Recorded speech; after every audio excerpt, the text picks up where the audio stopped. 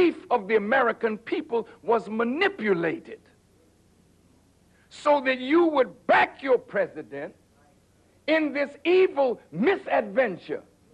And now everything that I warned him that would come to pass is now coming to pass.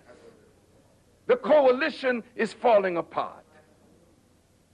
Every day American soldiers are dying.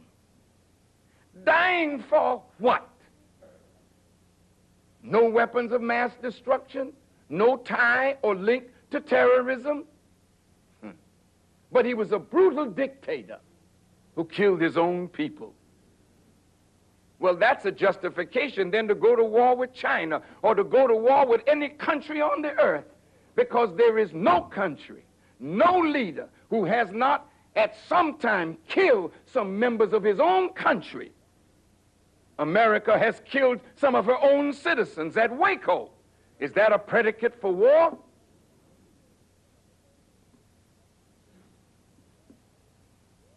Ari Shavit, a writer for the Daily Haaretz of Israel, had an interview with some of the neoconservatives. He interviewed William Kristol and Charles Krauthammer, and I would like you to hear what they said.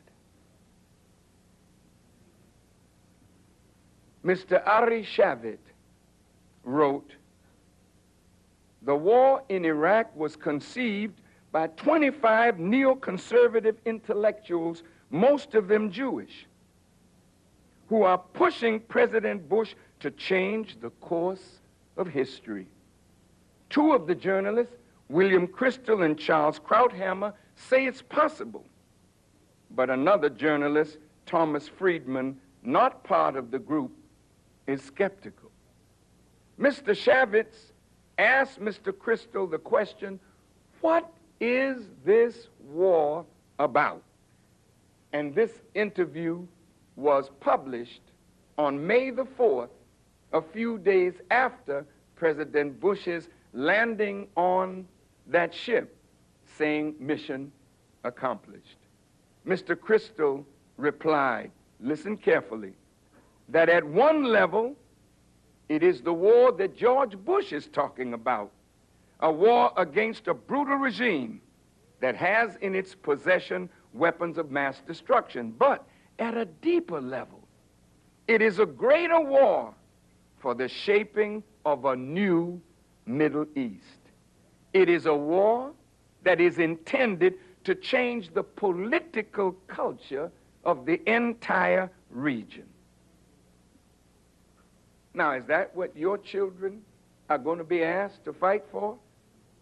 Because the neoconservatives are now advancing a war with Syria, a war with Iran, soon Sudan. And I'm hoping that Muammar Gaddafi, though he has gotten rid of weapons of mass destruction and is on a course of rapprochement with America, I'm hoping that Gaddafi won't think that these neoconservatives intend to be at peace with him. Because as long as that man lives, what is in his mind, they will consider it a threat, and they will ultimately work to remove him from power. Pakistan must be careful,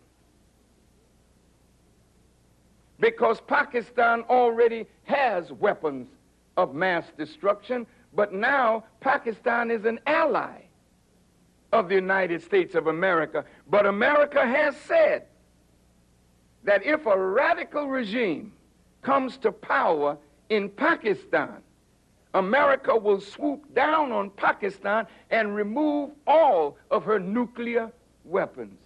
Because in reality, they do not want any Muslim nation to have weapons of mass destruction.